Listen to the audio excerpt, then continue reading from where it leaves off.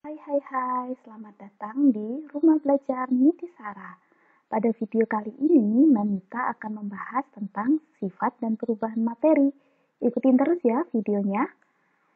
Yang pertama, kita belajar tentang wujud zat.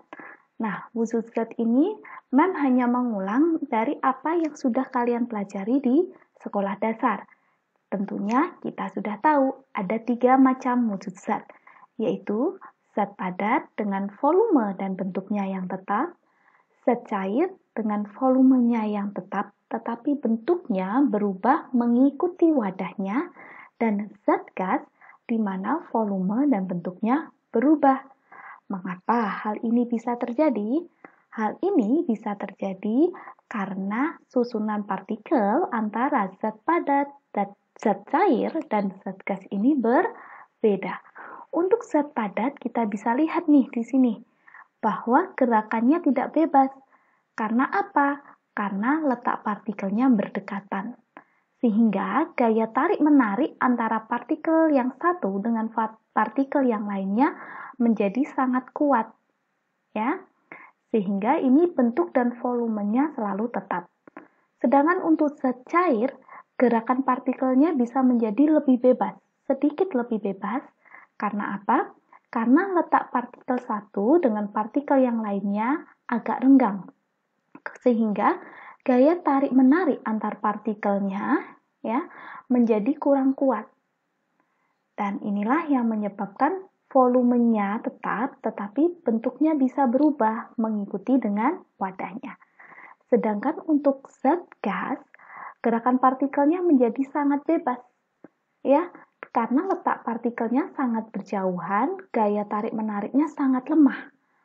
Sehingga volume dan bentuk dari zat gas akan cenderung mudah untuk berubah. Kemudian kita belajar tentang sifat zat. Sifat zat yang pertama adalah sifat ekstensif, yaitu sifat benda yang dipengaruhi oleh jumlah dan ukurannya. Contohnya adalah massa, panjang, dan volume. Contohnya adalah seperti ini. Kalau kita punya batu kecil dengan batu yang besar, ya, maka massanya akan berbeda. Tentu lebih besar massa batu yang ukurannya lebih besar. Sehingga massa ini dipengaruhi oleh ukuran. Jadi, sifatnya adalah sifat ekstensif. Jelas ya di sini. Sifat yang kedua adalah sifat intensif, yaitu sifat benda yang tidak dipengaruhi oleh jumlah dan ukurannya.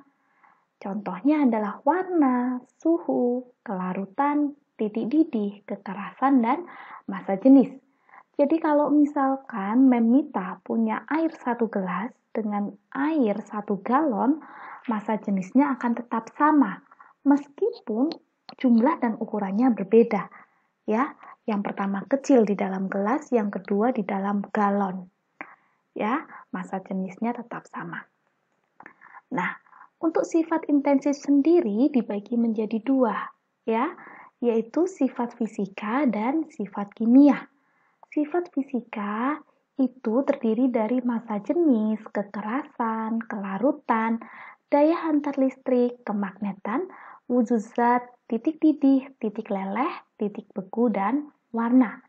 Sedangkan sifat kimianya terdiri dari kestabilan, kemudian kereaktifan dengan zat yang lain, daya ionisasi, dan sifatnya yang mudah terbakar atau tidak. Kemudian, perubahan zat dibagi menjadi 2 juga, yaitu perubahan fisika dan perubahan kimia. Kita akan bahas dulu perubahan fisika. Perubahan fisika adalah perubahan zat yang tidak menghasilkan zat baru.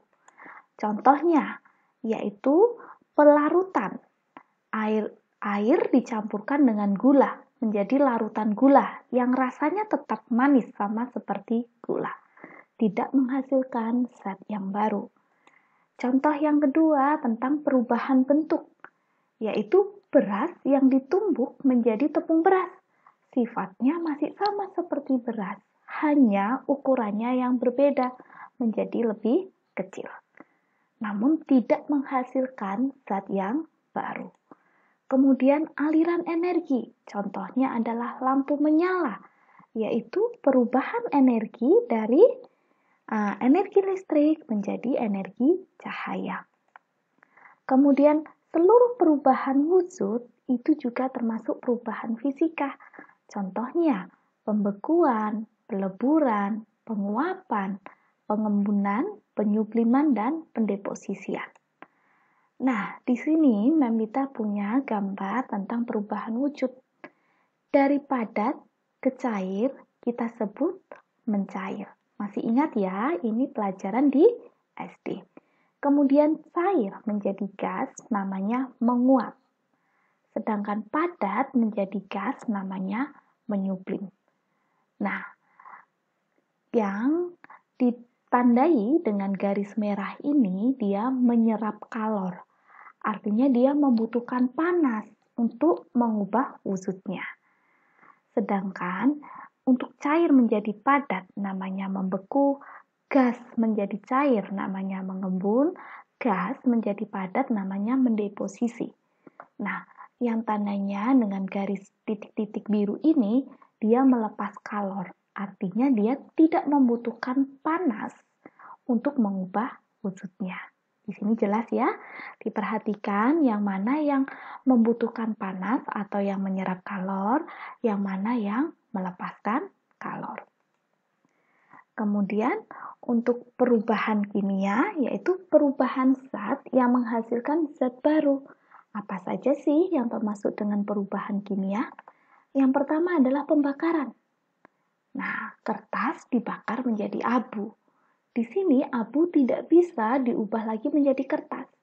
Sudah membentuk zat yang baru. Kemudian perkaratan. Logam besi yang menjadi karat, berkarat. Jadi kalau sudah berkarat tidak bisa dikembalikan lagi menjadi besi. Pembusukan. Kue yang dibiarkan lama-lama menjadi busuk, menjadi bau tidak enak ya. Teksturnya berubah dan menghasilkan zat yang baru. Fermentasi, contohnya susu difermentasi menjadi yogurt. Kemudian pemasakan, contohnya kalian singkong direbus atau merebus nasi, menanak nasi ya, beras menjadi nasi, itu termasuk peristiwa pemasakan. Fotosintesis ya, contohnya adalah fotosintesis pada daun yang menghasilkan gula dan oksigen. Yang ketujuh adalah reaksi enzimatis, di mana pengubahan zat menjadi zat lain menggunakan bantuan enzim. Contohnya di dalam mulut kita, ya, air liur itu mengandung enzim tialin yang mengubah karbohidrat menjadi gula yang lebih sederhana, yang lebih mudah untuk dicerna. Kemudian arus listrik, karena adanya arus listrik bisa terjadi perubahan kimia. Contohnya apa?